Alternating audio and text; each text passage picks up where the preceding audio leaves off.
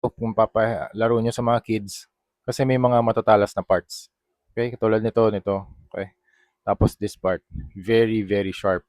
Hindi siya curved na parts. Okay, tapos you have the very thin arms. Hindi siya yung super bulky armor design. So yun yung theme ng ano eh, yun yung design talaga ng mga Evangelion ng mga armors. And then you have the legs. Tapos ito yung kanyang knees and then the feet. Yellow yung kanyang sole. Okay, in terms of articulation, you can put the head up, down, tapos 360. And then you can also move the neck.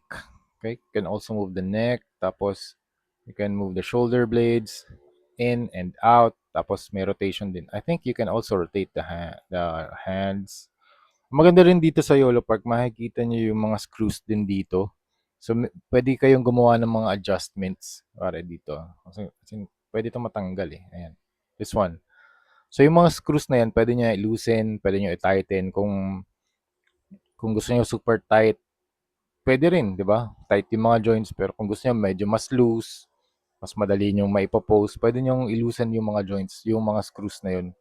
Luluwag yung mga joints niya. Pero ako gusto ko mas mas medyo tight yung mga joints niya.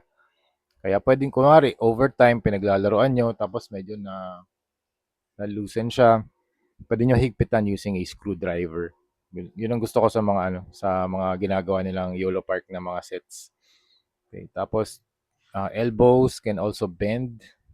Tapos ball joint yung kamay and nabubukas ba yung mouth nito? Ay, hindi. Alam ko meron siyang alt head na nakabukas yung mouth.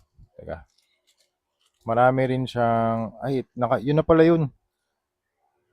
Dati kasi nabubukas ba to? Wait lang ah. Di ata. Yan. Tapos yung spinal cord niya, pwede mong i-bend, okay? Stretch and crunch. Pwede rin pa side. Okay? Tapos, yung legs nito, dito ako tuwang-tuwa rin sa articulation ng legs. Grabe yung high kick ko. Pwede nga umiikot yung legs niya.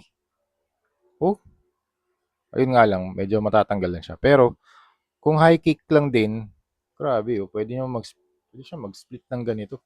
Pa-forward. High kick. Dalawang paa, high kick.